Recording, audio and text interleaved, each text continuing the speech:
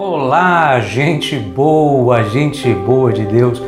Bom, eu creio que você deva conhecer a história do profeta Jonas, aquele profeta que recebeu uma ordem de Deus para pregar para os assírios, mas inicialmente ele se recusou e foi para Tarsis.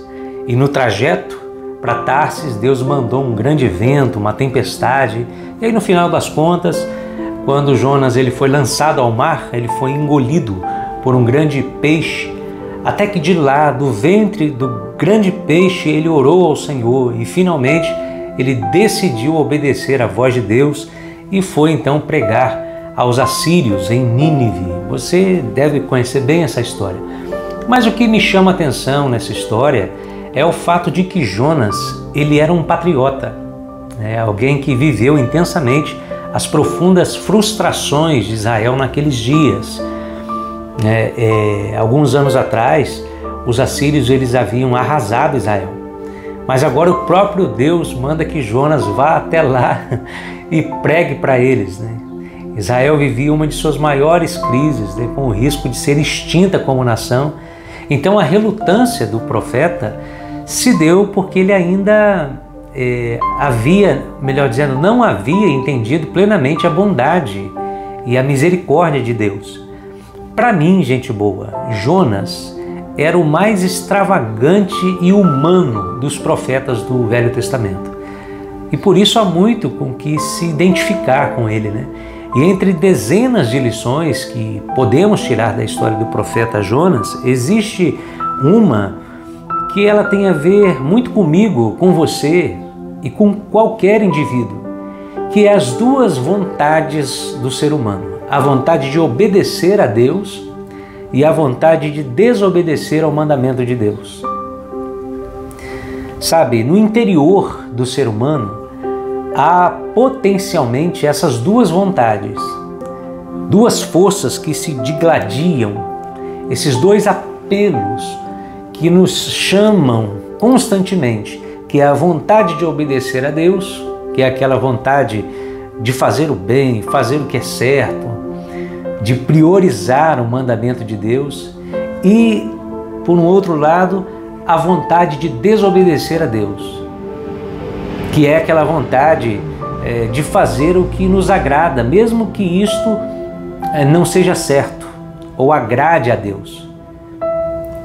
Paulo fala sobre isso, sobre essa nossa luta interna, essa dualidade, em Romanos 7, quando ele diz: porque segundo o homem interior, eu tenho prazer na lei de Deus, ou seja, vontade de obedecer a Deus. Mas eu vejo aqui nos meus membros outra lei, que batalha contra a lei do meu entendimento e me prende debaixo da lei do pecado que está nos meus membros. É a vontade de desobedecer à vontade de Deus. Era o caso de Jonas, ele lutava contra essas duas vontades. Deus lhe disse: dispõe-te e vai, mas ele se dispôs para fugir. Mas veja bem, a despeito dessas duas vontades que se digladiam dentro da gente, há algo que você precisa saber.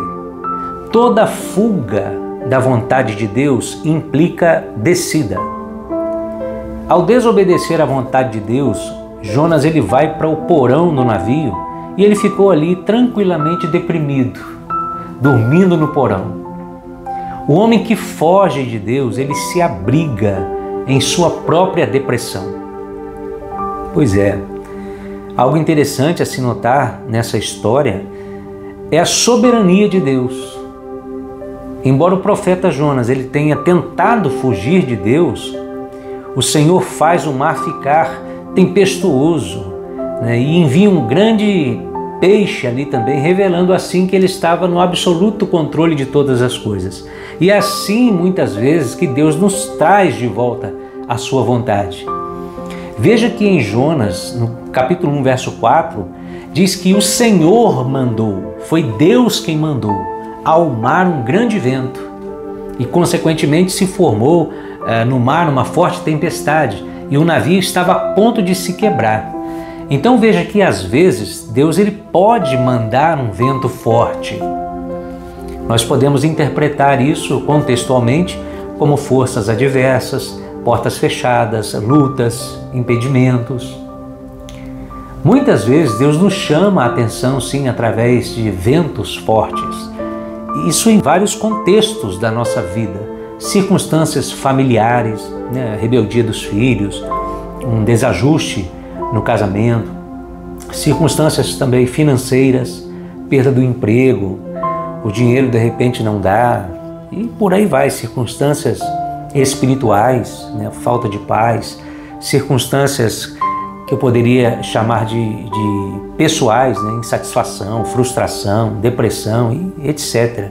Nem sempre, claro, esses problemas significam disciplina de Deus, mas muitas vezes Deus ele usa a tragédia como possibilidade de seu amor por nós. Alcança isso que eu estou lhe dizendo?